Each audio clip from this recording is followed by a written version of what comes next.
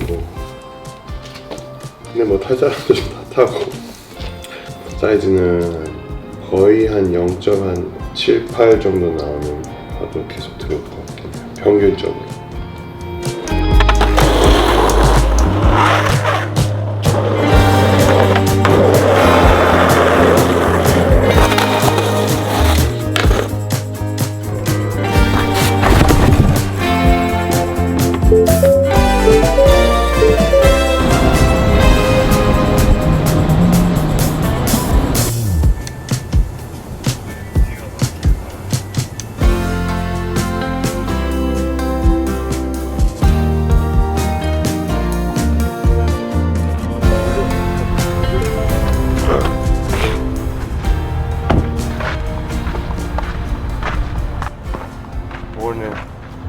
Is this situation often to you? Oh man, I got Texas players, bud. Huh? I got Texas players. Oh. I'm not from here. But You came here from what I hear, it's like a weekend, you know. It's the Friday before Labor Day weekend. okay. And also there's a WSL competition right there. Oh really? Down the trestle. Oh, I trust. Yeah. Oh, okay, well then that's another reason. 그거 뭐지? 노동절? 그것 때문에 벌써부터 이렇게 막히는 거라는데 대기줄이 한 1시간 정도? 정말 늦게 오면은 더 기다려야 되는 상황이 발생하는 정도로 그날 파도가 크지도 않았거든요. 그렇게 다 차에서 기다리는 걸 보고 굉장히 놀랐습니다. 좋은 자리 있다. 스팟 많네. 샌클레멘테 지역의 산 오노프레 스테이트 비치에는 서핑 스팟이 다닥다닥 붙어 있는데 올드맨, 처치, 미들, 그 다음에 로어 트레슬, 어퍼 트레슬 등 마치 양양에 가면 인구 옆에 죽도 있고 동산 있고 하는 것처럼 바로 옆 포인트 파도가 보일 정도로 가까이 있지만 파도의 성질이 스팟마다 약간씩 달라요. 이 중에 트레슬은 미국 내에서 가장 완벽한 쉐입의 A-프레임 파도가 오는 곳으로 유명 프로 서퍼들도 많이 찾는 곳이에요. 여기는 군사 지역이라서 주변에 건물이 아무것도 없고 접근하려면 전기자전거를 타거나 걸어서 30분 정도를 가야 하지만 그 정도의 노력을 보상해주는 훌륭한 파도를 만날 수 있습니다. 오! 스프레이! 대박! 와우!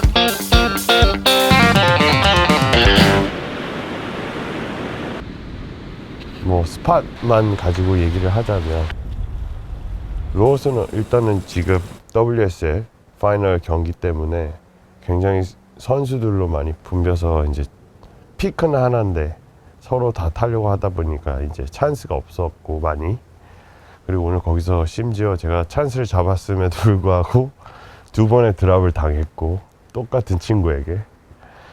서핑을 하면은 다 이제 모두가 상상하는 거는 엄청나게 막 멋있는 그림에서 보는 그런 배럴을 타거나 이럴 때 되게 좋다고 생각하는데 떠 있는 것만으로도 좋고, 그리고 내가 작은 파도를 탔던 큰 파도를 탔던 그 내가 마음에 드는 파도 하나를 탄 게 오늘의 파도를 탄 거잖아요.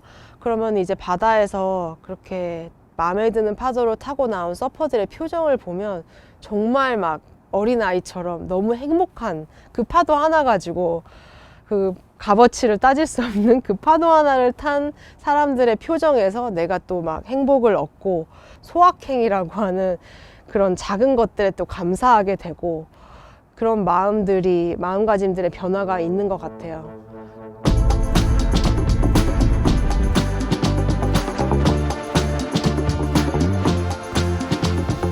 캘리포니아 1번 국도를 따라 LA 북쪽으로 올라가면 말리부라는 서핑 스팟이 나오는데 1년 내내 그림 같은 파도가 와서 미국 내뿐만 아니라 전 세계에서 가장 유명한 스팟입니다. 해안 절벽 위로는 헐리우드 스타들의 럭셔리한 맨션들이 줄지어 있고 말리부 피어를 기준으로 서핑 포인트가 이어지는데 파도가 정말 좋은 날에는 200-300m 라이딩이 가능한 천국 같은 곳이지만 그만큼 라인업이 붐비기도 합니다. 미국 캘리포니아에서 가장 유명한 말리부 롱보드의 성지 웨이파크에서 타실 때 M3, M4의 그 파도의 기준이 되는 말리부.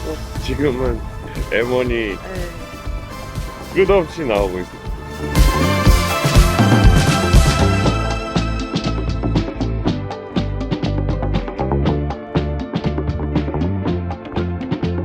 그 월드 서핑 헤리티지로 지정돼 있어요.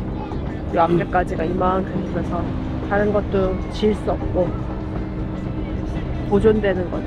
주변에 서프샵도 거의 아예 안 찾아볼 수 없고 더 미관이 좋은 것 같아요.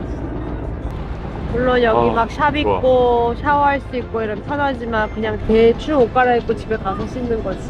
그러니까 여기가 또 이렇게 보존될 수 있고.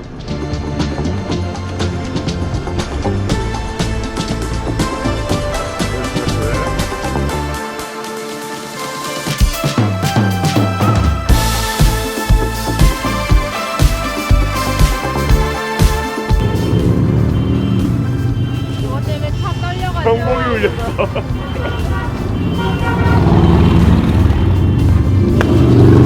우리 작년에 오토바이 타고 지나갔는데, 그죠? 그죠? 바이크 타고. 바이크 탄 거 자료화면 있어요.